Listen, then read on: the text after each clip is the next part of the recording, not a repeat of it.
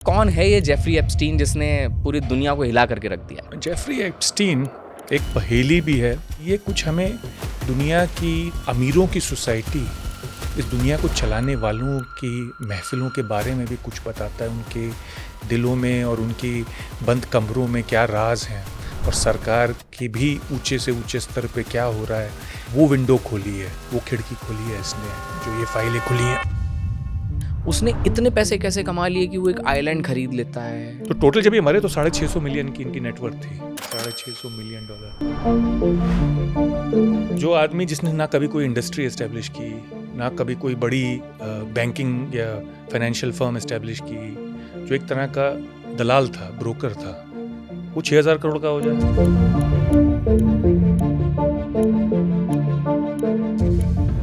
2008 में हमने देखा कि इस व्यक्ति की चीजें बाहर आईं और सजा हुई। फिर ये छूट कैसे गया? इनको बचा लिया एक कॉल ने। कहते हैं व्हाइट हाउस से कोई कॉल आई, यूएस एडमिनिस्ट्रेशन में किसी से आई कि ये हमारे एक बहुत इंपॉर्टेंट इंटेलिजेंस एसेट है, गो इजी ऑन हिम। मतलब ये जो थ्योरी है कि ये स्पाई के तौर पर जेफरी एप्स्टीन काम कर रहा था, इस थ्योरी में दम है? बिल्कुल दम है, क्योंकि मैं जो बता रहा हूँ 1000 से ऊपर औरतें हैं। उनमें कुछ अमेरिकन थी, कुछ ब्रिटिश थी, कुछ ज़्यादातर पर रशियन और यूक्रेनियन थी, क्योंकि वहाँ पे माली हालात ख़राब हैं लोगों के, तो ज़्यादा इस टाइप के बिजनेस में आती हैं। विक्टिम्स ने ये भी बोला है कि मसाज के बहाने बुलाया जाता था। कई विक्टिम्स ने इंटरव्यू दिया है कि ये बोला जाता था और किसी लड़की के थ्रू ही करवाया जाता था, डायरेक्ट तो नहीं बात करता।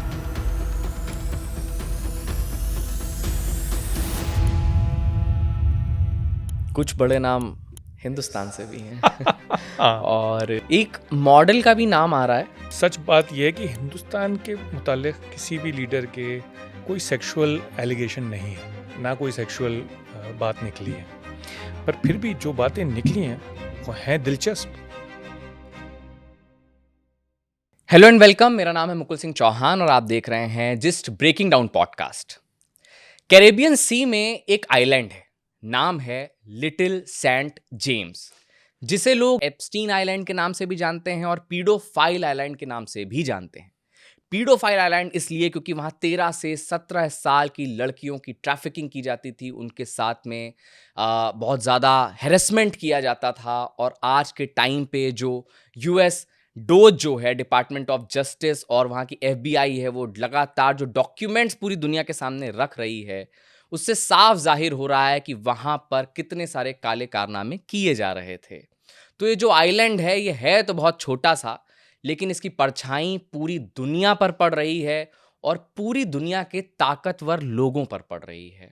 आप अमेरिका के बड़े बड़े नाम उठा लीजिए, चाहे पुराने पूर्व राष्ट्रपति उठा लीजिए क्लिंटन को, चाहे अभी डोनाल्ड ट्रंप को उठा लीजिए, उन सब के नाम भी उन डॉक्यूमेंट्स में हैं। उन डॉक्यूमेंट्स में और भी बड़े बड़े डांसर्स, कॉमेडियंस, सिंगर्स, जर्नलिस्ट, सब के नाम शामिल हैं।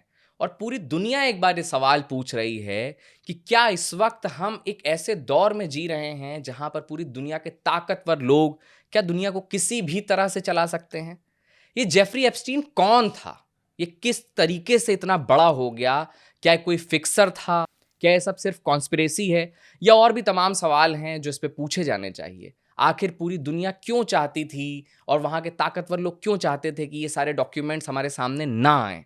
और भारत से 13,000 किलोमीटर मौजूद ये आइलैंड जो था, उसके तार भारत से भी कैसे जुड़ रहे हैं?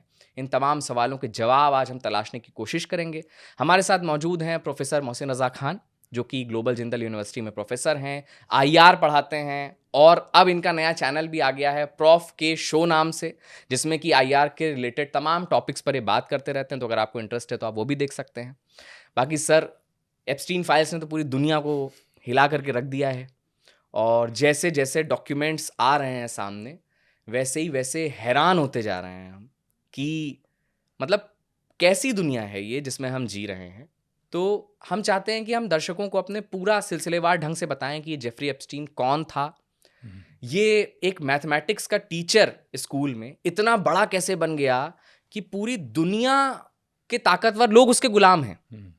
तो पहला सवाल तो मेरा यही है कि कौन है ये जेफरी एप्स्टीन जिसने पूरी दुनिया को हिला करके रख दिया है? जेफरी एप्स्टीन एक पहेली भी है और कुछ हमें इंसानी फितरत के बारे में भी बताता है। जो क्योंकि जब हम किसी और के ऊपर संग उठाते हैं, पत्थर उठाते हैं मारने के लिए, तो जैसे सारे मनोवैज्ञानिकों ने कहा है, जिसमें मैं अपने महात्मा गांधी को भी मानता हूँ, और सिगमंड फ्रॉयड और दोस्तोयेवस्की को और नीत्शे और सबको, कि आप अपने ऊपर भी एक तरह से पत्थर उठाते हैं, क्योंकि वो चीज़ें शायद उस मादे में नहीं, शायद उस हद तक नहीं, पर हमारे दिलों में सबके होती हैं, और वो सिविलाइजेशन उसको सिविलाइज करती है, लॉ यानी कानून उसको रोकता है, क्योंकि वो किसी और के हकूक़ पे, हक़ पे एक तरह का जब्र है, जुल्म है। तो जेफरी एप्स्टीन उस जब्र की कहानी है। पर जैसे आपने बहुत खूब और बहुत अच्छी रिसर्च करके बताया कि ये कुछ हमें दुनिया की अमीरों की सोसाइटी, इस दुनिया को चलाने वालों की महफ़िलों के बारे में भी कुछ बताता है, उनके दिलों में और उनकी बंद कमरों में क्या राज हैं, और सरकार की भी ऊंचे से ऊंचे स्तर पे क्या हो रहा है। वो विंडो खोली है, वो खिड़की खोली है इसने, जो ये फाइलें खुली हैं। और कुछ ये भी बताया है कि कौन एक्सप्लॉइट होता है इस दुनिया में, यानी कौन इस्तेमाल होता है, किस तबके के लोग, कौन लोग इस्तेमाल होते हैं और कौन उनको इस्तेमाल करते हैं, और क्या कानून सबके लिए बराबर है या कुछ लोगों के लिए कुछ ख़ास किस्म के कानून होते हैं। तो जेफरी एप्स्टीन की कहानी शुरू होती है न्यूयॉर्क से, जहाँ उनके माता पिता साधारण लोग थे। फादर कुछ पार्क के केयर टेकर थे, फॉरेस्ट्री के, और माँ भी ऐसी होम मेकर थीं और कुछ छोटा मोटा काम करती थीं। एक मध्यवर्गीय यहूदी ख़ानदान था। इनके एक छोटे भाई थे, मार्क, और ये वहीं पे ब्रुकलिन में पले बड़े। एक नेबरहुड है न्यूयॉर्क का। कोई ख़ास इनमें ऐसी बात नहीं थी जो लोगों को याद रखें, बस ये था कि कुछ गणित में बेहतर थे, हिसाब में ठीक थे। फिर ये ना क्वालिफाइड होने की बावजूद डाल्टन्स एक प्राइवेट स्कूल था न्यूयॉर्क में, वहाँ ये एम्प्लॉय हो गए हाई स्कूल ख़त्म करने के बाद। अच्छा। क्योंकि इन्होंने कॉलेज पूरा किया नहीं। इन्होंने कॉलेज ज्वाइन किया था मैथमेटिक्स के लिए, डिग्री के लिए, पर वो पूरा किया नहीं, और तो इनकी क्वालिफिकेशंस थी नहीं। पर 74 से 76 2 साल इन्होंने वहाँ पढ़ाया, पर वहाँ भी ये कुछ कम उम्र की लड़कियों में रुचि ले रहे थे। तो जब इनको फायर किया गया वहाँ से, तो उसमें ये मेंशन्ड हैं।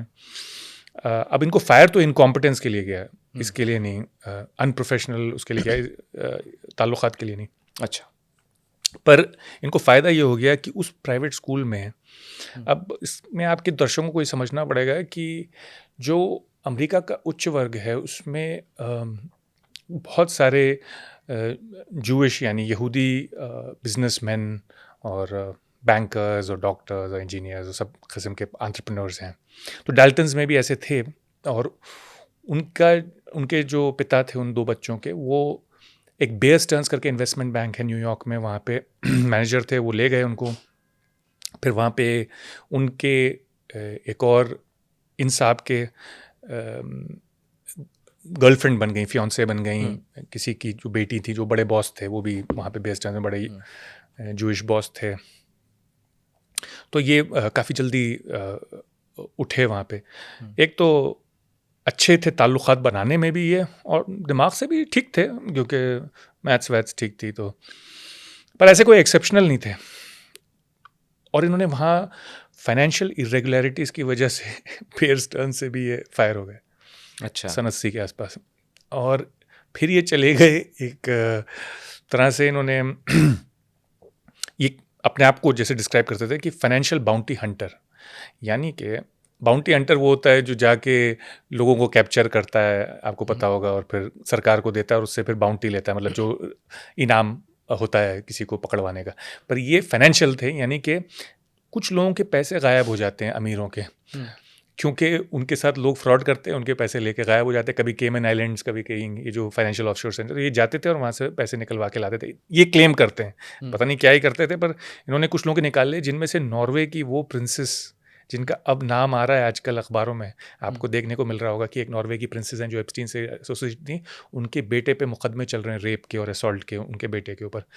वो इस वजह से भी नॉर्वे ने ज़्यादा खोले हैं। वैसे भी कुछ ना कुछ तो होता ही, पर ज़्यादा खोले क्योंकि उनका नाम एप्स्टीन में है, तो इनके कुछ पैसे निकलवाए ये वो। और फिर इन्होंने वो जब काम मंदा पड़ गया तो इन्होंने एक फाइनेंशियल फर्म में एक और फाइनेंशियल एक्सपर्ट के साथ खुली, जो एक तरह की पॉन्जी स्कीम थी। पॉन्जी स्कीम यानी फ्रॉड की स्कीम, जिसमें आप लोगों को कहते हो कि भाई ये तुम 20 रुपये डालो, मैं तुम्हें 40 दूंगा। अच्छा, एक 6 महीने में। हाँ, तो उस टाइप का, पर वो तो कोलैप्स हो गई।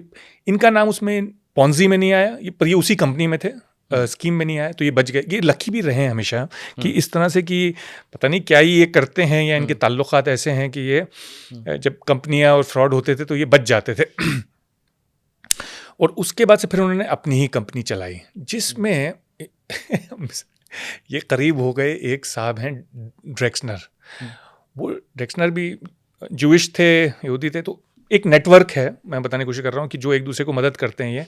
पर वो आदमी ऐसे कोई फ्रॉड नहीं थे, वो विक्टोरिया सीक्रेट के ओनर थे। अच्छा। विक्टोरिया सीक्रेट एक फीमेल अंडरगारमेंट्स की कंपनी है, और इसका बहुत नाजायज़ फ़ायदा उठाया एप्स्टीन ने, क्योंकि वो कहते थे, लड़कियों को जाके बताते थे कि मैं स्काउटिंग मॉडल हूँ, मॉडल स्काउट हूँ। मतलब हालांकि ये थे उसके फाउंडेशन में, वेक्सनर की फाउंडेशन में डायरेक्टर थे, पर ये जाके इस तरह से कम उम्र 17 से कम की लड़कियां और कुछ उससे बड़ी लड़कियों को भी जो मॉडलिंग के लिए आती हैं बेचारी, कास्टिंग के लिए ये वो, तो उनको इस तरह से एक्सप्लॉइट करते थे ये। कास्टिंग काउच टाइप चलाते थे। हालांकि ये थे भी नहीं मॉडलिंग स्काउट, ये तो किसी और फाइनेंशियल आर्म में थे, पर ये जाके बताते थे, तो फ्रॉड भी थे, मतलब अपने आप को मिसरिप्रेजेंट भी करते थे। और वो बेचारी कुछ उनमें से इसमें फंस गई मामले में, और फिर ये उन साहब के बड़े क्लोज हो गए, यहाँ तक कि उनसे $200 मिलियन कमाए इन्होंने। फिर एक और साहब थे जिनका नाम है मिस्टर ब्लैक, ये भी बहुत बड़े यहूदी वेंचर कैपिटलिस्ट और प्राइवेट इक्विटी फर्म चलाते थे। उनसे भी 200-250 मिलियन का बिजनेस कराया। उनको ये बताया जाता है कि कुछ औरतों के मामले में भी इन्होंने मदद की। और साहब ये खुद भी एक्सप्लॉइट करते थे लड़कियों को, औरतों को। मतलब हद ये थी कि 1000 से ऊपर औरतों के एलिगेशन है कि हमें एक्सप्लॉइट किया गया, यानी या तो इन्होंने या इन्होंने लोगों को सप्लाई की।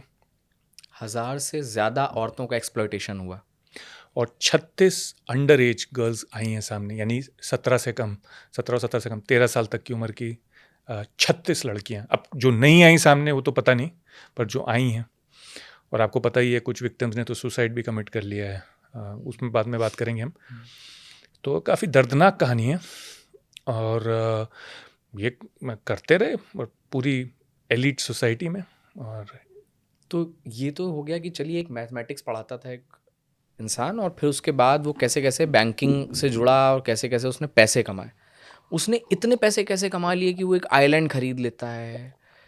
फिर वो कनेक्शंस में यहाँ तक कैसे पहुँच गया कि दुनिया का हर ताकतवर, मतलब प्रिंस यूके का उससे कनेक्टेड है, पोलैंड के जितने भी बड़े बड़े लीडर्स हैं वो कनेक्टेड हैं, अमेरिका में डेमोक्रेट्स रिपब्लिकन्स दोनों के साथ उसके कनेक्शंस हैं। और जो फाइल्स में जो नाम आ रहे हैं, मतलब हर नया नाम आपको हैरान कर रहा है। तो इसमें से मैं पहला 2 सवाल पूछना चाहूँगा। पहला ये पूछना चाहता हूँ कि यहाँ से इन कनेक्शंस तक कैसे पहुँचा होगा वो, और फिर जो नाम आ रहे हैं उनको कितना संदिग्ध माना जाए। जैसे कि इसमें नोम चॉम्स्की का नाम है, इतना हैरान करता है ये नाम कि जो इंसान दुनिया का, मतलब इस समय का मौजूदा इंटेलेक्चुअल्स में बड़ा नाम माना जाता है, उनका नाम इसमें, स्टीफन हॉकिंग का नाम है इसमें, जो डांसर है वो क्या नाम, माइकल जैक्सन, उसका नाम शामिल है। तो ये लोग का शामिल होना, क्या ये माना जाए कि हाँ ये भी उस इवेंट में इन्वॉल्व थे, क्या ये भी उस पूरी प्रक्रिया का हिस्सा थे, या फिर इनको छोड़ा जा सकता है? कैसे देखे जाए ये नाम? मैं पहले सवाल का दूं या पहले दूसरे का दूं? पहला सवाल ले लीजिए। यहाँ से वो कैसे वहाँ तक पहुँचा कि इतना बड़ा नेटवर्क खड़ा कर ले? तो इसमें उनको 2-3 चीज़ों की मदद मिली। एक तो जैसे मैंने आपको बताया कि उनके जो भी पेट्रन थे, अब ये बात खुल के होती नहीं है क्योंकि इसको गलत माना जाता है, पर ये बात सही है कि एक बहुत बड़ा तबका और दबदबा है जूइश लॉबी का, जो अमेरिका की मिडल ईस्ट पॉलिसी में भी दिखता है, जो अमेरिका की इंडस्ट्री में भी दिखता है, और जो बैंकिंग में भी दिखता है। तो बैंकिंग में बहुत, आप जो नाम ले लीजिए, गोल्डमैन सैक्स, उनके ओनर्स और उनके फाउंडर्स यहूदी थे, सॉलोमन ब्रदर्स, बेयर स्टर्न्स, आप जो ले लीजिए नाम। तो जैसे मैंने बताया, वो जो एलीट स्कूल था, वहाँ पे जो बच्चे थे, उन्होंने अपने पिता से कहा, वो पिता जो थे वो बहुत बड़े बैंकर थे बेयर स्टर्न्स में, मिस्टर ग्रीनबर्ग, वो भी जूइश थे। वो इसको लाए, वहाँ पे बॉस की बेटी के साथ इनका रिश्ता चला, तो इनको एक स्पेशल ट्रीटमेंट दिया गया बेयर स्टर्न्स में। फिर ये थोड़े तेज़ भी थे, इन्होंने कॉन्टैक्ट्स बनाए, पर इनका क्या था ना, ये जो हर सोसाइटी के कुछ नियम होते हैं, कुछ रूल्स होते हैं, ये उन नियम्स को ना हमेशा एक्सप्लॉइट करते थे और ब्रेक करते थे, पर इस तरह से ब्रेक करते थे कि इनको पकड़ना आसान नहीं था। मिसाल के तौर पे बेयर स्टर्न्स में जो उन्होंने फ्रॉड किया, वो एक तो जो एक्सपेंस अकाउंट है उसका फ्रॉड किया। हर बैंकर को और बड़े मैनेजर्स को एक एक्सपेंस अकाउंट मिलता है कि आप जब एंटरटेन करना चाहें लोगों को खाने पिलाने के लिए या घूमने फिरने, इन्होंने उसको तोड़ दिया उस अकाउंट को। अच्छा। उसको तोड़ दिया, मतलब उसको पैसे ऐसे निकाल लिए। मतलब इस हद तक खर्च किया, और अपने पर्सनल, वो तो इसलिए होता है कि आप किसी क्लाइंट को मीटिंग लें, ये खुद जाके 5 स्टार होटलों में अय्याशी करते थे उस पैसे के साथ, और गलत चीज़ों में इस्तेमाल करते थे उस पैसे को। और इनके ताल्लुकात पर बैंक में इतने अच्छे रहे कि छोड़ने के बाद भी बैंक के क्लाइंट्स को ये अपने पास ला पाए। जैसे आप किसी आदमी को निकालें तो बोलेंगे ना कि ये ब्लैक लिस्ट हो गया, ये आदमी इससे नहीं मिलना है, बात नहीं करनी। बैंक वाले भी उनसे बात करते रहे और अब क्लाइंट भी सप्लाई करते रहे उनको, और क्लाइंट्स भी उनके साथ। तो हर जगह ये रूल्स का जो एक ग्रे स्पेस होता है, ग्रे एरिया होता है, जो क्लियरली लॉ नहीं होता, जो क्लियरली कानून नहीं होता, पर गलत माना जाता है, पर कानून नहीं होता। अब ये तो कोई कानून नहीं है ना कि आप अपनी शादी के बाहर अफेयर नहीं कर सकते, पर ये गलत बात है। पर ये चीज़ों को मानते नहीं थे। इनके दिमाग में कोई फिजिकल बैरियर नहीं था, कोई मेंटल बैरियर नहीं था, कोई रोक नहीं थी। या उसको अपने फायदे के लिए इस्तेमाल करना, उसको इस्तेमाल करना। फिर इसी तरह से उन्होंने जो बाकी मैंने बताया ना, जो जिस कंपनी में ये गए, जो पॉन्जी स्कीम थी, जो उससे पहले वो भी सब यहूदी थे। फिर इनको कनेक्ट किया गया, बड़े यहूदी फाइनेंसियर थे लंदन में, उनसे उनका बड़ा फ़ायदा उठाया इन्होंने, उनके बड़े करीब हो गए। और उनके तो ये नेटवर्किंग में भी अच्छे थे, पर वहाँ से भी इसीलिए फायर हुए क्योंकि ये पागलपने की हद तक उनका पैसा जो था वो अपने ऊपर खर्च करने लगे। जैसे जो उनकी कंपनी थी, प्राइवेट इक्विटी फर्म थी, उसमें ये कॉन्कॉर्ड से हर वक्त फ्लाई कर रहे थे, हर वक्त 5 स्टार होटलों में और लड़कियों पे खर्च कर रहे थे, मतलब मेरा मतलब कमर्शियल सेक्स वर्कर्स पे। तो वहाँ से भी फायर हो गए। कुछ दिनों बाद उनको पता चल गया, उनको लगा कि उनके साथ विश्वासघात हुआ है, उन्होंने इनके ऊपर भरोसा किया। तो फिर जब ये वेक्सनर के करीब हो गए, तो वेक्सनर के इतने करीब हो गए, लोगों ने वेक्सनर को कहा कि ये आदमी गलत है, जो विक्टोरिया सीक्रेट का ओनर है। वो बहुत सारी चीज़ें ओन करते हैं, सिर्फ विक्टोरिया सीक्रेट नहीं, पर ये उनके खासम खास हो गए। उन्होंने इस तरह से उनका मन, पता नहीं किस तरह से ये उनका मन जीत लेते थे, जैसे हमारे कुछ यहाँ पे भी हिंदुस्तान में नहीं होते। इनका उस तरह का था जैसे किसी गुरु का होता है या किसी उसका होता है, एक करिश्मा था इनमें। आपने सुना होगा, एक रशियन रास्पुतिन करके था, रशियन किंग के ज़माने में, आज से 100-150 साल पहले, गाना भी है रास्पुतिन। वो भी इस तरह का एक गुरु था जो बहुत करीब हो गया और क्वीन को लुभा लिया उसने और दिल जीत लिया था, और वो हर चीज़ करवा लेता था, सरकार चला रहा था वो एक तरह से। तो वेक्सनर इनको ब्लाइंडली ट्रस्ट करते थे, जिसको मैं इनसे 200-250 मिलियन कमा लिए। उस दूसरे वाले से, जैसे मैंने बताया, ब्लैक से, उसको औरतों पे भी एडवाइस देते थे और मदद करते थे, तो 200 मिलियन उससे भी कमा ली शायद। तो टोटल जब ये मरे तो $650 मिलियन की इनकी नेटवर्थ थी। $650 मिलियन। आप इसको अब ट्रांसलेट कर लें इंडियन रुपीस में कितना होगा। $650 मिलियन जब एप्स्टीन मरा है, जब मरे हैं, तो इनका नेटवर्थ इतना था इनकी एस्टेट का। ओ भाई, $650 मिलियन का आदमी था वो, इतनी कीमत। मतलब मैं सारी इंक्लूड कर रहा हूँ, इक्विटी भी इंक्लूड कर रहा हूँ, शेयर्स भी और कैश भी और आइलैंड भी और सब चीज़ें, रियल एस्टेट सब। लगभग कितना भारतीय रुपए में, आप इसको 90 से मल्टीप्लाई कर लें 650 मिलियन को, तो 650 मिलियन हुआ तकरीबन $65 करोड़। अब $65 करोड़ को 650 और तकरीबन 6000 करोड़ के आसपास हिंदुस्तानी रुपये के वर्थ था। तो जो आदमी जिसने ना कभी कोई इंडस्ट्री इस्टेब्लिश की, ना कभी कोई बड़ी बैंकिंग या फाइनेंशियल फर्म इस्टेब्लिश की, जो एक तरह का दलाल था, ब्रोकर था, वो 6,000 करोड़ का हो जाए, अकल काम करती है कि मेरी तो नहीं कर रही। 6,000 करोड़ तो ऐसे भी कमाया जा सकता है। और ये नहीं, इसमें अब दूसरा आ रहा है, जो आपका दूसरा सवाल था उसका आंसर इसी से कनेक्टेड है कि ये पूरा जो ऑपरेशन है, इससे आपको ये पता चलता है कि हर बड़ा आदमी इनसे एसोसिएट होना चाह रहा था। तो इसका मतलब है पैसे में एक पुल है, जिसे कहते हैं ना, बाप बड़ा ना भैया, सबसे बड़ा रुपया। तो वो यहाँ पे साबित हो रही है बात कि आप चाहे किसी भी तरह से पैसा कमा लो, फिर लोग आपसे एसोसिएट होना चाहते हैं। कुछ लोग तो इसलिए करते थे क्योंकि ये लेडीज सप्लाई करते थे। कुछ लोग का इससे कोई मतलब नहीं था, 90 100 साल के लोग थे जैसे चॉम्स्की और ये लोग, ये इनको बुलाते थे स्टीफन हॉकिंग्स को, क्योंकि ये इस आदमी की पर्सनालिटी वैसे विचित्र थी, सच बोला जाए तो, क्योंकि इनके इंटेलेक्चुअल गोल्स भी थे जेफरी एप्स्टीन के। ये एक तरह से एक्सप्लॉइट भी करते थे और एक तरह से इनके इंटेलेक्चुअल गोल्स भी थे। मतलब doctor Jekyll and mister hide वाली दोहरी पर्सनालिटी है। तो एक नहीं, 1 दर्जन से ज़्यादा Nobel prize winners, chemistry, physics, biology, वो सब इनके घर पे आके डिनर करते थे। इनको अच्छा लगता था एक तरह की राउंड टेबल्स इस्टेब्लिश करना, जिस पे खुल्लम खुल्ला डिस्कशन होगा बड़े इंटेलेक्चुअल टॉपिक्स पे। प्राइम मिनिस्टर्स आके बैठते थे, एहूद बराक इसराइल के प्राइम मिनिस्टर, नेतन्याहू से भी इनके बातचीत थी। तो ये वर्ल्ड के लीडर्स होंगे, बिल क्लिंटन तो थे ही, और खैर ट्रम्प से तो एक खास किस्म की दोस्ती थी, वो मैं बताऊंगा। ट्रम्प पे तो विस्तार से बात। हाँ मैम। तो ये एक राउंड टेबल एस्टैब्लिश करते थे, डिनर्स करते थे, वो लोग आते थे, अपने आइडियाज डिस्कस करते थे। कभी कभी ये 1-to-1 करते थे लोगों के साथ डिनर। अगर फॉर एग्जांपल जो क्रिक हैं, जिन्होंने डीएनए डिस्कवर किया था, तो उनके साथ 1-to-1 डिनर भी है, और फिर ये सबको भी एक साथ बुलाते थे और एक दूसरे को कनेक्ट करते थे एक दूसरे के साथ।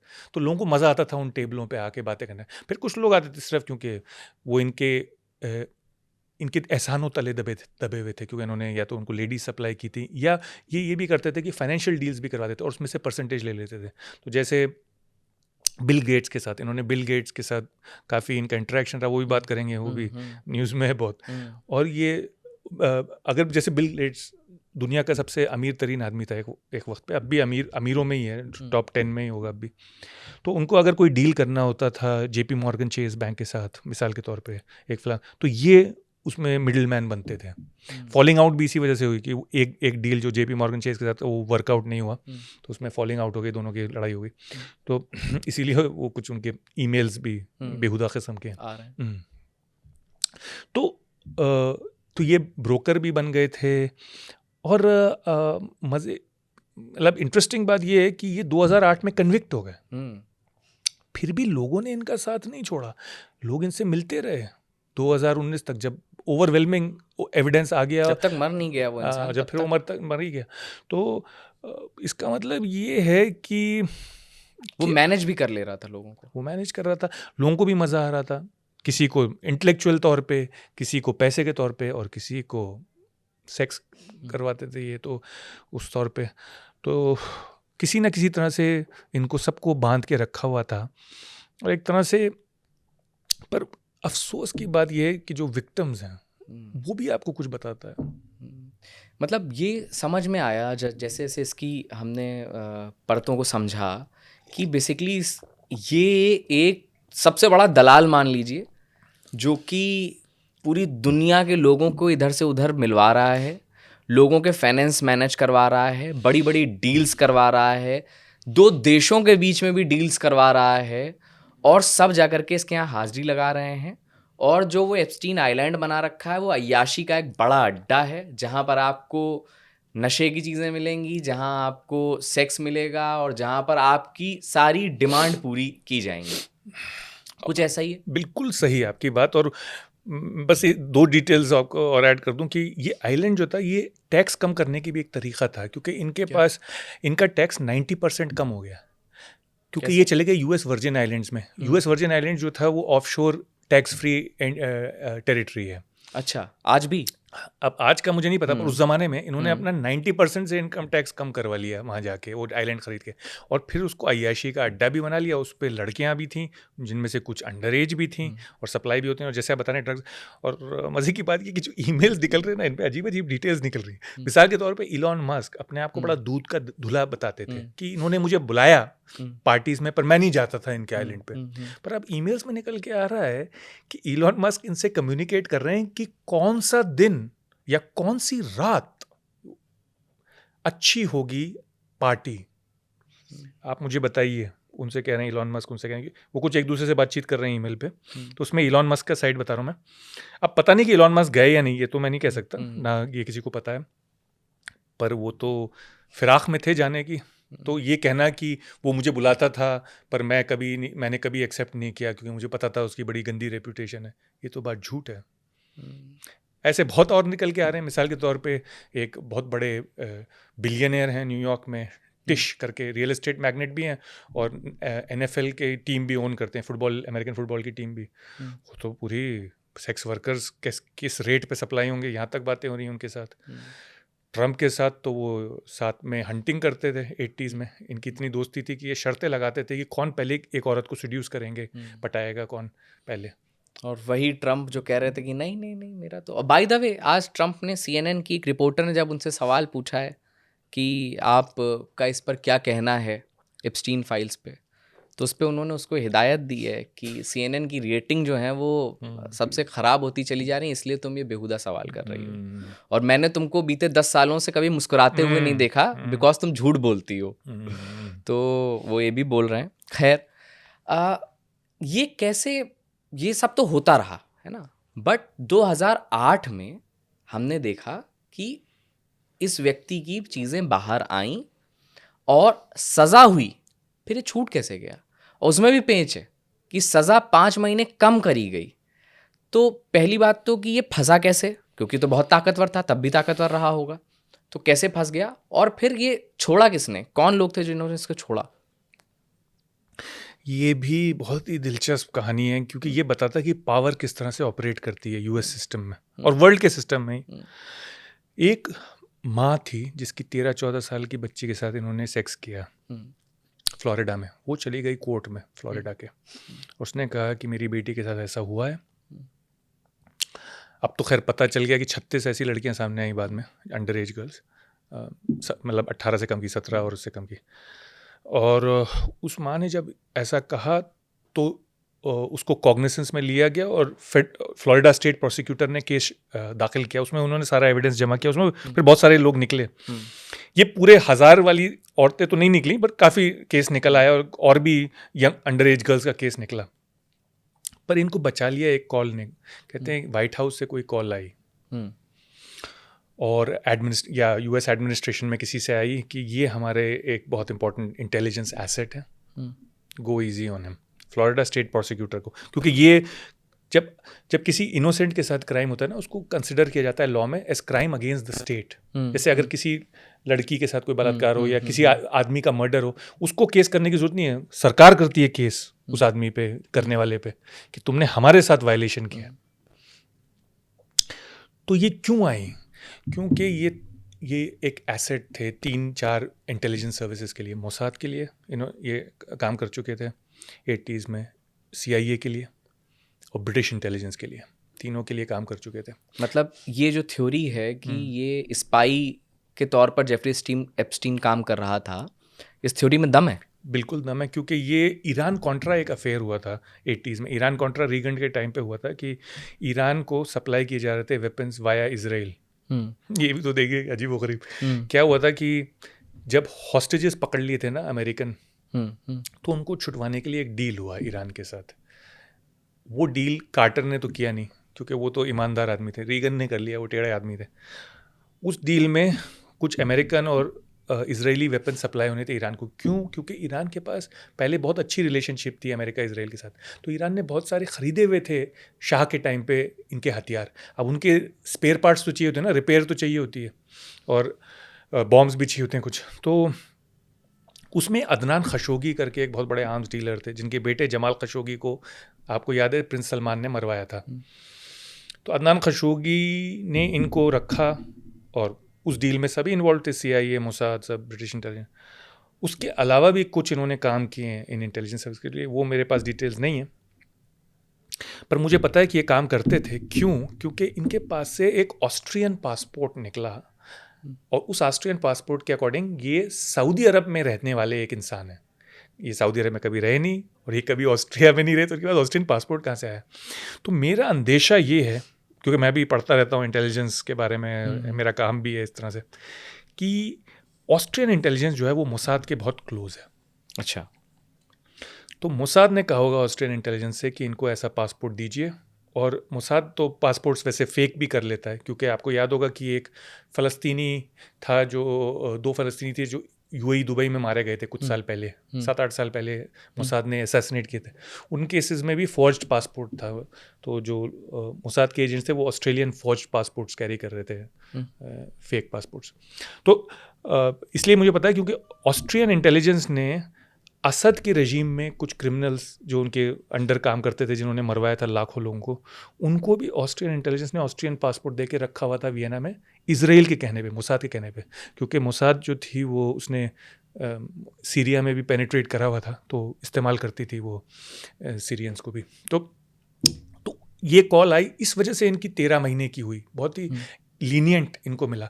उसमें से भी कई दफ़ा इनको वर्क लीव मिली, तो इन्होंने वो 13 महीने भी फुल कस्टडी में नहीं गुजारे। मतलब पेरोल फरलो का कॉन्सेप्ट वहाँ पे भी है, जैसे यहाँ पे हमारे राम रहीम साहब के साथ होता है कि सज़ा के बीच में छोड़ते रहे। अच्छा, तो इसलिए ये इजी बच गए उसमें। पर 2019 तक एविडेंस बिकेम टू मच, और बहुत सारी लड़कियां आके बोलने लगी, तो बहुत ज़्यादा एविडेंस हो चुका। और एक तो जो एप्स्टीन की ज़िंदगी में जो चीज़ें ये ऐसे बढ़ती चली गई हैं ना, कि मतलब उसके बारे में बहुत ज़्यादा जानकारी भी नहीं है ना, मिस्टीरियस है काफ़ी लाइफ। ये हो गया, चलिए 13 महीने में जेल से छूट गए। अब दुनिया को तो पता था ना कि ये किस आरोप में ये इंसान जेल में गया, ठीक है, एक 13 साल की बच्ची के साथ में, child sex offender, child sex offender है, रेपिस्ट भी है, और रेपिस्ट है। तो दुनिया को पता चल चुका था। तो जो लोग ये बोल रहे हैं कि नहीं ये तो 2019 में फंसा है आकर के, तो ये तो झूठ है सबसे पहले, कि आप सबको पता चल चुका था। फिर ये 2008 से 2019 तक क्या क्या चल रहा था? मतलब ये जो थे बाहर अब ये है ना कि जब शेर के ज़बान को खून लग जाए तो आदमी को आदत हो जाती है, जैसे कोकेन की आदत, ड्रग की आदत हो जाती है। अब ये तब भी संभल जाते तो बच जाते। अगर ये 2008 के बाद भी संभल लेते अपने रास्ते ठीक, पर इनका ट्रैक रिकॉर्ड आप देखिए ना, ये कभी संभले नहीं। 74 से आपको मैंने पूरा ट्रैक रिकॉर्ड बताया, 2008 संभलने वाले नहीं थे। दूसरी बात ये है कि उससे इनको बहुत, एक तो जो भी पर्सनल सेटिस्फैक्शन मिलता होगा ये सब करके, पर उससे इनका नेटवर्क बनता था ना, तो वो एलीट नेटवर्क जो था वो उनको काट रहा था। और वो एलीट सब कुछ तो इसलिए आए कि वो इंटेलेक्चुअल मीटिंग्स होती हैं और मज़ा आता है उन बातचीत में, ये वो, या इन्जॉय करते हैं। इनकी क्रूज़ बोट्स भी थी, शिप्स और ये वो, और आइलैंड वाइलैंड, पर कुछ तो सिर्फ इसीलिए आते थे ना, क्योंकि मैं जो बता रहा हूँ 1000 से ऊपर औरतें हैं, उनमें कुछ अमेरिकन थी, कुछ ब्रिटिश थी, कुछ ज़्यादातर पर रशियन और यूक्रेनियन थी, क्योंकि वहाँ पे माली हालात ख़राब हैं लोगों के, वो ज़्यादा इस टाइप के बिजनेस में आती हैं। ज़्यादातर लड़कियां गरीब थीं, ब्रोकन होम से थीं, खुद अब्यूज़ थीं उन घरों में। वो ये मैं बताने की कोशिश कर रहा हूँ कि एक दुनिया का तबका है जो एक्सप्लॉइट होता है हर मुल्क में, और एक है जो एक्सप्लॉइट करता है, जिसके मतलब पास ये कितना सिलेक्ट करके चूज करके लोगों को टारगेट करते थे, लड़कियों को टारगेट करते थे। बिल्कुल सही। आप मुझे बताइए कि कोई यंग लड़की, टीनेजर या 20s में भी या 30s तक भी, वो क्यों आएगी जब दिख रहा है कि ये कुछ गड़बड़ है यहाँ पे? तो यानी कि या तो उसके साथ पहले कुछ बुरा हुआ है घर में या आसपास, या वो बहुत गरीब है, उसको ज़रूरत है, क्या उसको कभी प्यार नहीं मिला किसी से, ब्रोकन होम से है, एक्सप्लॉइटेड है। तो ये उसने ये भी बोला है कि मसाज के बहाने बुलाया जाता था। अच्छा। कई विक्टिम्स ने इंटरव्यू दिया है कि ये बोला जाता था और किसी लड़की के थ्रू ही करवाया जाता था, डायरेक्ट तो नहीं बात करता था। अच्छा। तो कुछ में तो जो इसकी साथी थी गिस्लेन मैक्सवेल, वो साथ करती थी। मतलब इस दलाल का भी कोई दलाल होता था, वो इसके लिए काम करता था, सोचिए। और वो पहले लड़कियों को ये बोलते थे कि आपको मसाज के लिए आना है, और पहले मसाज के लिए बुलाते थे, फिर उसके बाद उनके साथ इस तरीके से उनको फोर्स किया जाता था। एक बार आ गया इंसान, फिर एक बार फिर उसको उसी नेक्सस में फंसा लेना, धमकी देता होगा, पावरफुल आदमी है, कुछ भी कर सकता है। और कम उम्र के साथ तो ये है, पर जो कुछ मतलब एडल्ट औरतें भी थीं, वो ज़रूरत के लिए भी आ सकती हैं, और कुछ को ऐसे फंसाया जाता है। गhislaine मैक्सवेल को तो इसीलिए 21 साल सज़ा है, अभी भी वो जेल में है, कि वो गर्ल्स प्रोक्योर करती थीं, अंडर एज भी कुछ, और ह्यूमन ट्रैफिकिंग करते थे ये लोग, यानी रशिया और यूक्रेन से लाना उन औरतों को, फिर रखना और फिर इस तरह से इस्तेमाल करना, उसको ह्यूमन ट्रैफिकिंग में भी माना जाता है। तो मैंने इतनी डिटेल में पढ़ा नहीं कि क्या इनकी मोडस ऑपरेंडी थी, किस तरह से ये ऑपरेट करते थे, बट मैं ये बताने की कोशिश कर रहा हूँ कि यह कुछ हमारी सोसाइटी और इंटरनेशनल सोसाइटी के बारे में भी कुछ बताता है कि कौन एक्सप्लॉइटेड है और कौन एक्सप्लॉइटर है, और कैसे ये अमीर जो है इनके लिए एक अलग स्टैंडर्ड और अलग लॉ होता है, अलग कानून है उनके लिए, और किस तरह से ये अमीर ज़्यादातर मर्द थे, एक आधी औरतें थी, और कैसे गरीब और कम उम्र औरतों को एक्सप्लॉइट किया जाता है। तो ये हमें इसके, और क्यों लोग उससे मिलते थे, हालांकि वो ऑलरेडी एक कन्विक्टेड चाइल्ड सेक्स ऑफेंडर था, ये भी समझ में आने की वाली बात नहीं है। मेरी तो समझ में नहीं आती कि क्यों मिलते थे।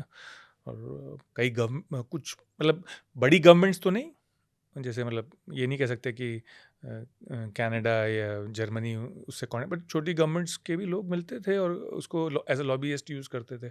इजरायली गवर्नमेंट तो यूज़ ही करती थी, उसका तो काफ़ी एविडेंस है। Ehud Barak, farmer defence minister, former prime minister, वो उनसे 30 बार से ज़्यादा मिले, उनके घर पे रहे, उनको लड़कियां भी सप्लाई की गई। 2019 में जिस तरीके से, एक तो बहुत रहस्यात्मक मौत होना, मतलब सरकार अमेरिका की बोलती रही कि ये सुसाइड है, लेकिन कोई भी एविडेंस ऐसा नहीं था कि जो सुसाइड का हो। कैमरा बंद कर दिया गया उस एक मोमेंट में, ये सब कैसे हुआ, और दोबारा जेल कैसे हुई, पहला सवाल कि दोबारा जेल में फिर कैसे पहुंचा, और फिर एप्स्टीन का मारा जाना, ये सब पे क्यों सवाल खड़े हुए? दोबारा जेल तो इसलिए हुई क्योंकि बस विक्टिम्स इतने ज़्यादा हो गए और इतना ज़्यादा ओवरवेलमिंग एविडेंस होने लगा कि वो बच नहीं सकते थे। पर उन्होंने जब मरे वो तो कुछ दिन पहले भी एक सुसाइड अटेम्प्ट है, जिसे कहा जा रहा है कि उनके गले पे निशान पाए गए और वो नीचे गिरे पाए गए अपने सेल में, और पूछा गया उनके सेलमेट से, क्योंकि एक और आदमी था, वो फॉर्मर पुलिस ऑफिसर था जिसके ऊपर 4 मर्डर के केस थे। अमेरिका में भी पुलिस ऑफिसर खतरनाक होते, वो खुद था। तो उसने कहा कि मुझे नहीं पता ये कैसे हुआ। अब कोई तो कहता है कि भाई उसी ने कुछ किया, उस पुलिस वाले ने, वो जो खुद मुजरिम था मतलब, या कोई और किसी आदमी ने आगे किया कि ये नहीं कर सकते, अपने आप को ऐसे नहीं मार सकते। इनके गले पे निशान पाए गए और ये बेहोश पाए गए थे ज़मीन पे। कुछ लोग कहते हैं नहीं, वाकई में एक सुसाइड अटेम्प्ट था जो कामयाब नहीं हो पाया, जो अपने आप को नहीं मार पाए वो। पर उसके बाद वो फिर अच्छे स्पिरिट्स में नज़र आए, मतलब उनके जो लोग विटनेसेस हैं वो कहते हैं ही अपीयर्ड इन गुड स्पिरिट्स। और ये भी हुआ कि कोर्ट ने कहा कि इनको हर 30 मिनट में चेक करते रहो इनका सेल, हाई सिक्योरिटी सेल था। हाँ, और कुछ लोगों से कहा, फिर इनको किसी और के साथ शिफ्ट कर दिया, एक और आदमी के साथ सेल भी शिफ्ट हो गया, फिर वो आदमी भी चला गया, ये सेल में अकेले हो गए। पर उस रात वो लोग सो गए जो चेक करने वाले थे, वो 3 घंटे के लिए उनकी भी आँख लग गई रात को। और कहते हैं कि कुछ देर के लिए जो CCTV कैमरा भी, कोई गवर्नमेंट तो कहती है मेल फंक्शन किया है, पर लोग कहते हैं कि कुछ देर के लिए बंद थे, कोई 2-3 मिनट के लिए। फिर ये पाए गए लटके हुए ऊपर से, और कुछ लोग कहते हैं कि वाकई में सुसाइड ही था, कुछ लोग कहते हैं नहीं उनको मार दिया गया। तो कुछ क्लियर नहीं है कि क्या था, कि किसी बड़े आदमी के राज थे जो उनको मार दिया गया या खुद बताया तो यही जाता है। मतलब दो चीज़ें हैं, एक तो गिल्ट में मर गया, अब एप्स्टीन जैसा इतना रंगीला आदमी गिल्ट तो नहीं होने वाला मरेगा। जिस इंसान के ऊपर क्राइम की इतनी मोटी चादर हो। पर खौफ से भी मर सकता है ना आदमी, कि आप पता है कि ये पूरी ज़िंदगी जेल में गुजारनी पड़ेगी। अमेरिका में सेंटेंस इस टाइप की होती है ना, 300 साल 400 साल की सेंटेंस देते हैं। तो अब आपको अगर पता है कि मेरी 66 की एज हो चुकी है और पर बाकी उसको उस वक्त ये नहीं लग रहा होगा कि मेरे को तो फिर कोई बचा लेगा करके। दूसरा व्यू यही है जो आप कह रहे हैं कि भाई वो आदमी तो डरने वाले में से नहीं था, वो तो निडर था। निडर आदमी कर सकता है इस तरह की हरकतें, तो वो क्यों अपने आप को ऐसे निडर मतलब निडर के साथ कोई लगा देते हैं, बेशर्म निडर आदमी था। बेशर्म, हाँ, बेहुदा और बेशर्म निडर आदमी था, तो वो अपने आप को ऐसे मारेगा, अकल में आने वाली बात नहीं है। तो क्लियर नहीं है कि क्या हुआ। कभी कभी ये भी हो सकता है कि कोई कॉन्स्पिरेसी से नहीं अगर उसको मारा गया है तो कॉन्स्पिरेसी से नहीं मारा गया हो। मेरा मतलब ये है कि जेल में कभी कभी ऐसा होता है कि जो चाइल्ड सेक्स ऑफेंडर्स होते हैं उनको जेल वाले और कैदी मार देते हैं। तो ये कि किसी बड़े आदमी ने उनको मरवाया ये ज़रूरी नहीं है। लेकिन इसमें एक पॉइंट है, अगर आज की तारीख में एप्स्टीन जिंदा होता तो अभी जो स्पेकुलेशन हो रहे हैं, शायद इतने सब नाम आने के बाद भी अमेरिका की गद्दी पे बैठा एक शख्स ये बोल रहा है, मिस्टर डोनाल्ड ट्रंप ये बोल रहे हैं कि हमारे पास बात करने के लिए बहुत सारी चीज़ें हैं, आप ये क्या बात कर रही हैं। क्या वो तब भी ये बात बोल पाते अगर वो जिंदा होता? शायद कहानी बहुत बदल जाती अगर वो जिंदा होता ना। बिल्कुल बिल्कुल, अगर वो जिंदा होता तो कहानी बिल्कुल ही बदल जाती। बल्कि उसको मरे हुए भी अब 6.5 साल हो गए, तो हम अभी भी उसकी बातें कर रहे हैं और उसकी करतूतों की बातें कर रहे हैं। तो इसका मतलब है कि अगर वो जिंदा होता तो इससे बहुत ज़्यादा बातें होती, जो हम कर रहे हैं उससे भी बहुत ज़्यादा बातें होती। पर ट्रंप ने कुछ अपने आप को भी फंसा लिया इस तरह से कि देखिए अभी तक जो डॉक्यूमेंट्स आए हैं उनमें ये कहीं नहीं है कि ट्रंप ने अंडर एज गर्ल्स को एक्सप्लॉइट किया है, बल्कि ये भी नहीं है कि ट्रंप ने किसी भी गर्ल को एप्स्टीन के थ्रू, हो सकता है किया हो पर एविडेंस नहीं है अभी तक जो मटेरियल रिलीज हो। काफ़ी मटेरियल रिलीज हो चुका है, 3-4 मिलियन, काफ़ी नहीं भी हुआ है। पर फिर भी 3 मिलियन कम नहीं होता। और कह रहे हैं कि बल्कि पहले भी रिलीज हुए थे, तो टोटल ट्रांशेस में it will go above 5 million pages. तो अभी तक ये तो नहीं हुआ। ट्रंप के अगेंस्ट और औरतों ने एलिगेशंस किए हैं, जो आपको याद होगा जब वो कैंपेन कर रहे थे, फिर केस भी चले, फिर कुछ इन्होंने सेटलमेंट भी किया कुछ लड़कियों के साथ, औरतों के साथ। पर ये कि एप्स्टीन के थ्रू कुछ हुआ है ये अभी तक ना एविडेंस है, ना कोई औरत ने आके ये क्लेम। हालांकि बहुत औरतों ने आके एप्स्टीन के अगेंस्ट क्लेम किए चीज़ें, पर ट्रंप के अगेंस्ट अभी तक नहीं हुआ है। पर तो ट्रंप ने अपने कैंपेन के दौरान, ये जो दूसरा कैंपेन था उसमें ये कहा कि सारी चीज़ें हम पब्लिक कर देंगे, सारे डॉक्यूमेंट्स। और उनके मिनिस्टरों ने भी ये बहुत कई दफ़ा कहा, उनके कैंपेन वालों ने, क्योंकि उन्होंने देखा कि रिपब्लिकन पार्टी के अंदर बहुत हलचल है इसके बारे में। उनके जो वोटर हैं, मागा का बेस है। क्योंकि मागा का बेस क्यों है ये आपको समझने की ज़रूरत है। मागा का बेस जो है वो लोअर मिडिल क्लास का बेस है। उनको लगता है कि जो पूरा सिस्टम है वो गेम्ड है एलीट के लिए, और वो उस एलीट को डेमोक्रेटिक एलीट मानते हैं। ट्रंप हालांकि एलीट है, उनको नहीं मानते। हालांकि ट्रंप भी बिलियनर है, खुद बहुत बड़े बिजनेसमैन है, बिलियनर है, पर उनको एलीट नहीं माना जाता। पर वो कहते हैं कि इन्होंने पूरा सिस्टम अमीरों ने अपने लिए बनाया हुआ है, और हम जैसे जो middle class, lower middle class American है, चाहे वाइट हो, ये उनके अगेंस्ट है। ये सिस्टम रिग्ड है, सिस्टम जो है वो पूरा गेम किया गया है हमारे खिलाफ। तो उनको ये लगता है कि ये जो थी एप्स्टीन भी, ये कुछ अमीरों की कॉन्स्पिरेसी थी, जो एक तरह से सही भी है, और ये एक दूसरे को बचा रहे हैं और सारी इन्फॉर्मेशन नहीं बता रहे हैं। और कुछ गुस्सा भी है कि इन लड़कियों को एक्सप्लॉइट किया, पर ज़्यादा क्लास का है। तो ट्रंप ने अपने सपोर्टर्स को कहा कि देखो तुम वोट करो मेरे लिए और मुझे बढ़ाओ, और मैं ये रिलीज़ करूँगा पेपर। और क्लिंटन का नाम भी लेते रहे कि ये एलीट है, डेमोक्रेटिक एलीट, ये सब करप्ट है।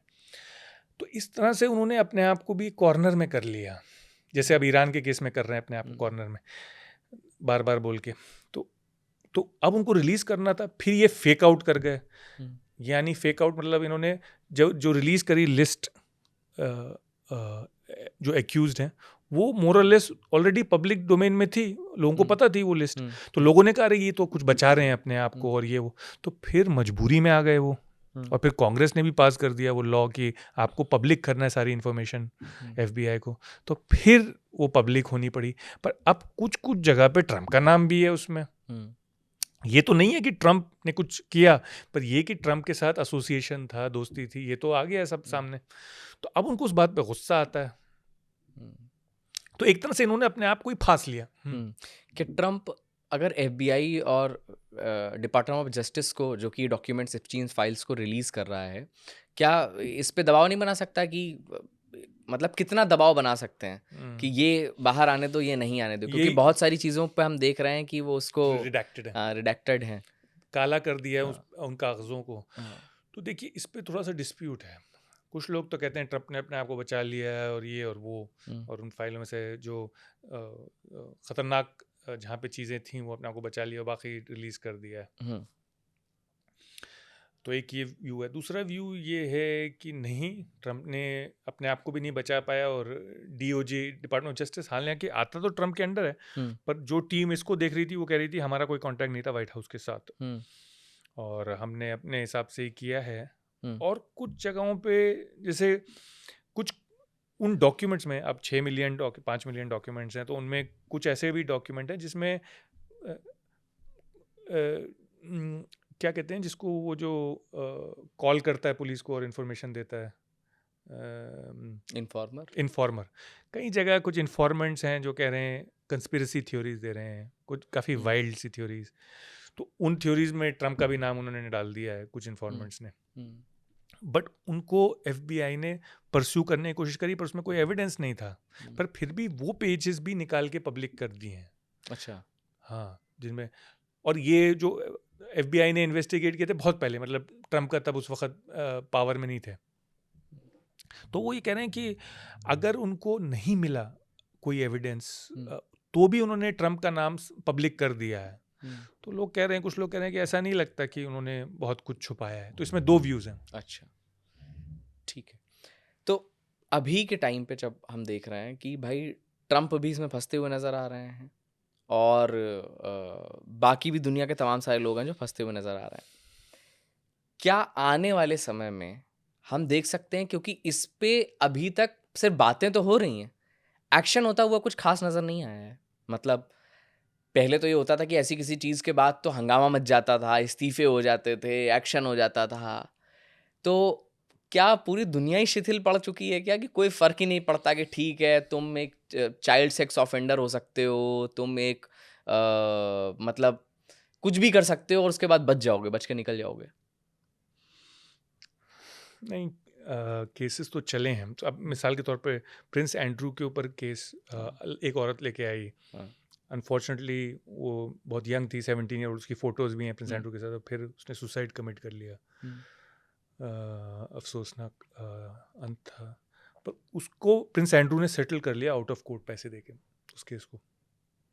तो कुछ अमीरों ने इस तरह से सेटलमेंट कर लिया है, और तो और कुछ, अब ये आपका सवाल बहुत अच्छा है, क्योंकि मैं एक्चुअली जानता नहीं कि उन केसेस का अभी स्टेटस क्या है, कि कितनों पे केस हुए हैं और कहाँ पे चल रहे हैं, कहाँ नहीं चले। पर कुछ सेटलमेंट तो हुए हैं, क्योंकि जैसे मैंने बताया $650 मिलियन थी एप्स्टीन की एस्टेट। उसमें से तकरीबन 150 मिलियन विक्टिम्स को क्लेम्स में, लीगल क्लेम्स में दे दिया है। 200 मिलियन और विक्टिम्स को दे दिया है एप्स्टीन के भाई बंधु और दोस्तों और काम करने वालों ने। तो 350 मिलियन तो उस 640 मिलियन में से ऑलरेडी जा चुका है, और लोग कह रहे हैं कि जो बाकी बचा हुआ है वो भी जाएगा विक्टिम्स को, क्योंकि जब विक्टिम्स इतने 1000 के ऊपर हैं और कुछ इतने से अंडर एज हैं, तो ऐसा नहीं है कि किसी को। पर हाँ, आप ये भी सही कह रहे हैं कि जैसे बड़े बड़े नाम आ रहे हैं, जैसे बिल गेट्स का नाम आ रहा है, और बल्कि उनकी बीवी तो कह रही है तलाक ही इस वजह से हुई कि एसटीडी तक हो गया था। अब वो एसटीडी का तो पता नहीं, वो तो डिनाई कर रहे हैं, बिल गेट्स कह रहे हैं कि ये तो फेक है ये सब, पर बीवी खुद कह रही हैं कि हाँ मेरी बहुत पेनफुल तलाक हुई, इनफिडेलिटी थी।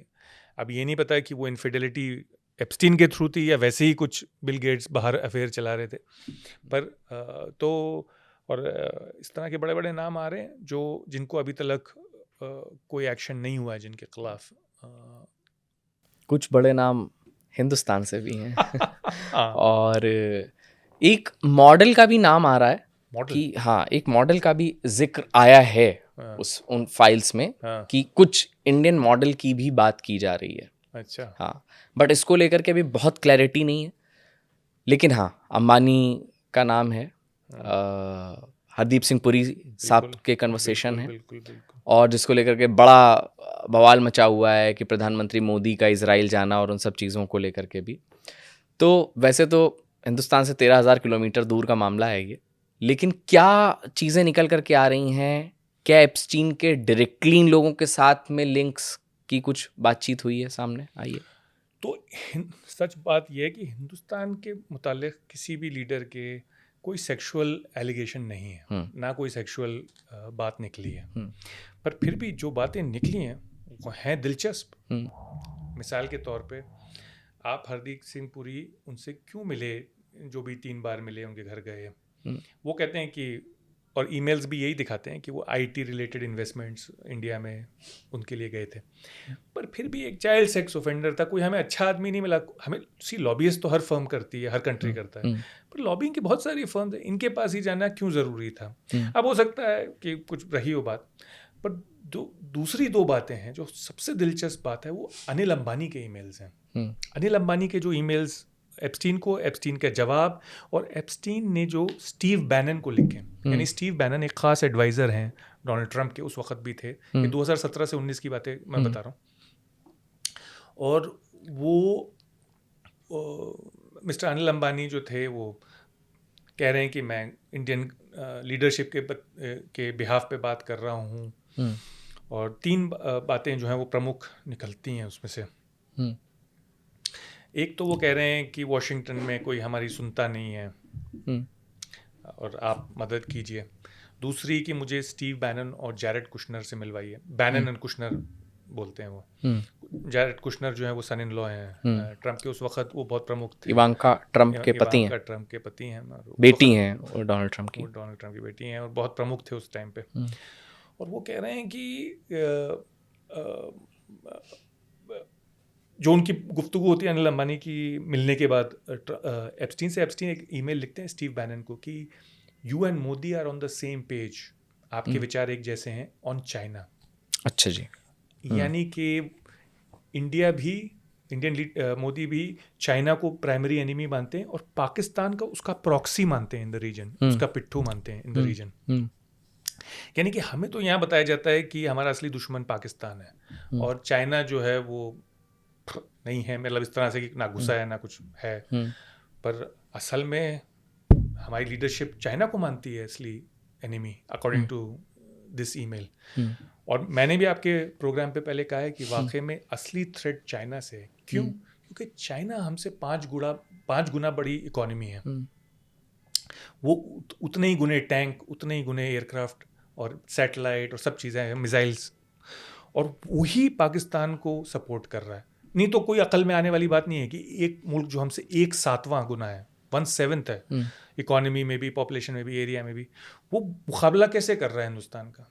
क्योंकि पाकिस्तान को चाइना प्रोवाइड कर रहा है वेपन्स, इन्वेस्टमेंट्स, इंटेलिजेंस, सब कुछ सीपेक बना रहा है। तो हमारी सरकार को सही अंदाज़ा है मेरी राय में, और जो मेरा अंदाज़ा भी है, पर वो हमसे खुल के हमें नहीं बताते। दूसरी बात ये पता चल रही है कि हमारे जो इजराइल से ताल्लुक़ात हैं वो एक्चुअली अमेरिका और इजराइल के एक साथ इन्फ्लुएंस से हैं, क्योंकि वो कह रहे हैं कि वो अनिल अंबानी को ईमेल भेजते हैं। एप्स्टीन कहते हैं कि वो पहले अनिल अंबानी ने कहा कि prime minister Modi is about to visit Washington, तो वो एप्स्टीन कह रहे हैं that Washington sees this meeting through the prism of the Israel strategy. यानी कि हमें ये तो पता है कि जूविश लॉबी का, ज़ायनिस्ट लॉबी का बहुत बड़ा इन्फ्लुएंस है यूएस की मिडल ईस्ट पॉलिसी पे, पर मुझे ये नहीं पता था कि इंडिया पॉलिसी पे भी उनका इन्फ्लुएंस है। और तीसरी बात तो वो तो आम है और आजकल सब ट्विटर उस पे चल रही है, that gave advice to Modi where he sang and danced for the benefit of the US president in Israel and it worked. तो यानी कि कुछ एडवाइस सीख किया गया एप्स्टीन से, और एप्स्टीन ने जो दिया, एप्स्टीन को पता थी, वो ट्रंप की रग रग से वाकिफ़ हैं, दोस्त थे पिछले 25-30 साल के, तो उन्होंने कुछ एडवाइस दी होगी और वो फॉलो की गई और वो काम कर गई। अब क्या एडवाइस थी और क्या वर्क किया, ये कुछ डिटेल्स नहीं है। ये राज तो फिर एप्स्टीन के साथ चले गए। एप्स्टीन के दिल में ही चाहती चले गए। तो है तो कुछ, और अभी डॉक्यूमेंट्स और भी आने हैं। अभी डॉक्यूमेंट्स और भी आने, और बल्कि ये जो डॉक्यूमेंट्स आए हैं ये भी अभी पूरी तरह से छाने नहीं गए हैं मेरी राय में, क्योंकि इतने मिलियंस ऑफ डॉक्यूमेंट्स आप कैसे छान लोगे? कैसे, वो तो कुछ आप अगर selective- सॉफ्टवेयर भी इस्तेमाल करोगे तो उसमें सिर्फ आप नाम से ही सर्च कर पाओगे ना, पर अक्सर क्या होता है कि ताल्लुकात में नाम नहीं बताए जाते हैं। आपने देखा होगा ना, हम भी। लेकिन ये भी बड़ी रोचक सी चीज है कि वो इंसान सब डॉक्यूमेंट कर रहा था, खुद पर कोई सेल्फ मेल भेज रहा था, अपने कोई मेल भेज भेज करके जो जो उसको बोलना होता था। वो अगर किसी से गुस्सा होता था और उसको नहीं बोल पाता था तो वो खुद को मेल कर लेता था और उसमें जो भी बुरा भला कहना है वो भी कह लेता था। यही मुझसे लोग कह रहे हैं कि देखो ये कुछ गड़बड़ लग रहा है, इतने डॉक्यूमेंट्स एक आदमी के पास है, कैसे नहीं? पर ये बात सही नहीं है, गड़बड़ नहीं है। देखिए, एक आदमी के आपने पिछले 20 साल के या 25 साल के सारे कम्युनिकेशन उठा लिए, आप मेरे भी उठा लेंगे ईमेल या आपके भी 20-25 साल के, तो 1-2 मिलियन पेज तो बन ही जाएंगे।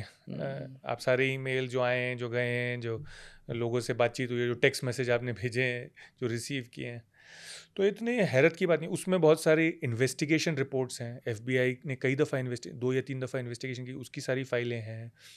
फिर उनके इन्वेस्टमेंट्स की फाइलें हैं, कहाँ पैसा आया, कहाँ गया, किसका पैसा आया, तो इतनी हैरत नहीं है।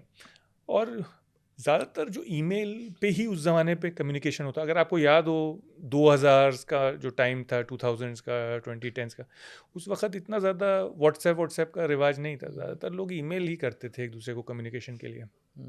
ट्रम्प को के यहाँ पर अभी जब ये सब आ गया है, इतना नाम आ गया है, ट्रम्प जिस तरीके से चीज़ों को डिनाई कर रहे हैं, पहले बचते रहे कि डॉक्यूमेंट्स ना बाहर आए, बहुत टाला उन्होंने, फिर मजबूरी में आए, तो इस वक्त अमेरिका में कैसे लिया जा रहा है जो भी एप्स्टीन से खुलासे हो रहे हैं? ये बहुत आपने दिलचस्प सवाल पूछा है, क्योंकि यहाँ पे हम तसव्वुर नहीं कर सकते, पर अमेरिका में बहुत ज़्यादा गुस्सा है, कम से कम एक तबके में समाज के, सरकार के ख़िलाफ़ और एलीट के ख़िलाफ़ कि बताओ हमें सच क्या है, बताओ, खोलो सारे डॉक्यूमेंट, खोलो। और अब भी लोग कह रहे हैं कि सारे नहीं खोले गए। सरकार तो कह रही है सब दे दिया, पर ये भूख ऐसी है कि ये मिटाई नहीं जा सकती।